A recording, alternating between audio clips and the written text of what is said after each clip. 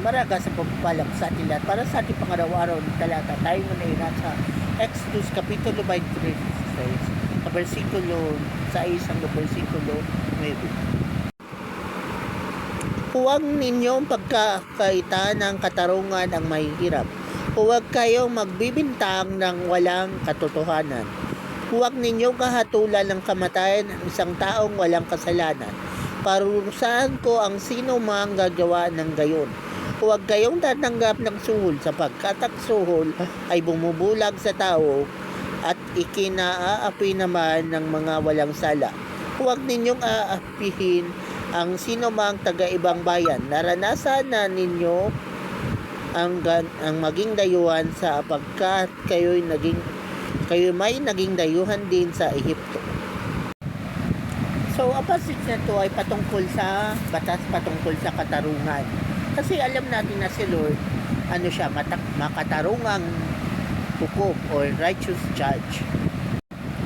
So, yun na nga, dahil righteous judge si Lord, siya ay against sa false charges o yung maling pagbibintang sa ibang tao.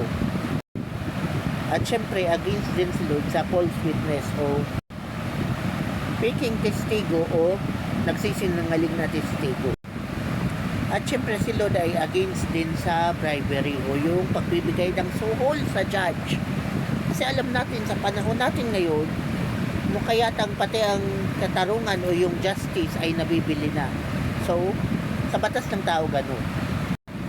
Pero iba sa batas ng Diyos. Oo, marahil may mga hukom na tumatanggap na rin ng suhol or ng bribe. Pero sa harapan ng Diyos, paano mo siya masusuhulan kung nasa Kanya ang lahat? Remember, si Lord ang gumawa ng lahat. Kaya anong isusuhol mo sa Kanya? So, oo, sa panahon natin ngayon, may mga false charges at may mga false witness at talamak ang bribery and corruption. Siyempre, yung kalaban, nagpapadala siya ng mga faking testigo para maging scapegoat at para malihis yung pag-iimbestiga. At syempre may mga false accusation para malihis nga sa kanila. So may utusan silang mga testigo na kunwari si ganito at ganyan ang tuturuin pero hindi naman. So pwede nilang lukuhin ng mga tao pero hindi nila maluluko ang Diyos. Pwede silang magsinungaling sa tao, sa hukuman ng tao pero hindi sa hukuman ng Diyos.